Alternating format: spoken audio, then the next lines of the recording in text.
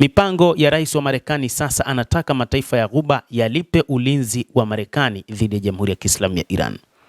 Rais Trump anasema kwamba wakati huu anataka kuzilinda nchi za Ghuba na hivyo zinapaswa kulipa fedha kwa ajili ya ulinzi huo.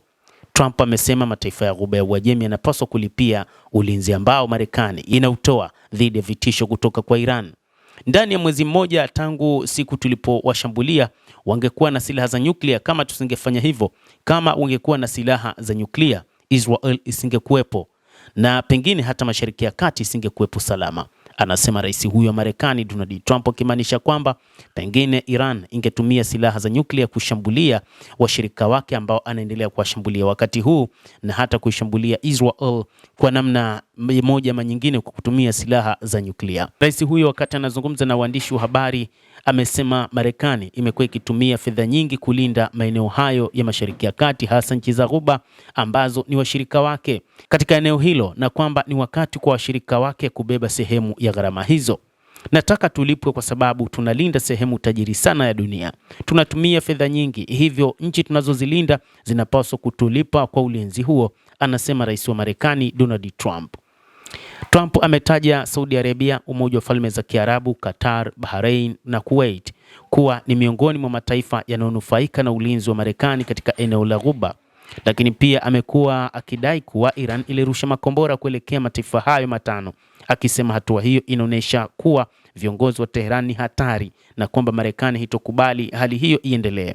Aidha, amesema Marekani itafanya shambulio jingine kubwa dhidi ya Iran usiku huo, huku akidai kuwa Tehran sasa inataka kufikia makubaliano baada ya miaka mingi ya mazungumzo. Tutafanya shambulio jingine kubwa usiku wa leo, kwa maana usiku wa kuamkia leo wanataka kufanya makubaliano. Tumekuwa tukifanya mazungumzo kwa miaka 47, lakini hakuna aliyewahi kuwashambulia kijeshi.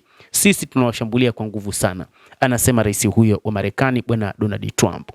Kauli yake imekuja huku mvutano kati ya Marekani na Iran ukiendelea kuongezeka baada ya mashambulizi ya kijeshi ya pande zote mbili na vitisho vinavyoendelea kuhusu usalama wa usafiri wa majini katika mlango wa bahari wa Hormuz.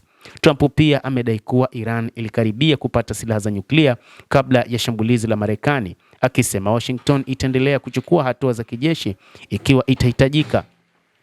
Iran haijajibu mara moja kauli za Donald Trump, na Tehran imekuwa ikisisitiza kuwa mpango wake wa nyuklia ni wa matumizi ya amani na imekuwa ikipinga shambulizi la Marekani dhidi ya miundombinu yake. Hata hivyo, moja kati ya mipango mingine ambayo rais wa Marekani Donald Trump anaitaka kwa sasa katika eneo la Mashariki ya Kati ni kutoza ada ya usafiri kwa meli ambazo zitapita katika mlango wa bahari wa Hormuz, huku shirika la kimataifa la usafiri wa baharini IMO ambalo ni wakala wa Umoja wa Mataifa limesema linapinga utozwaji wa ada kwa meli zinazopita katika njia ya kimataifa ya baharini, likijibu tangazo la Donald Trump kuhusu mlango wa bahari wa Hormuz.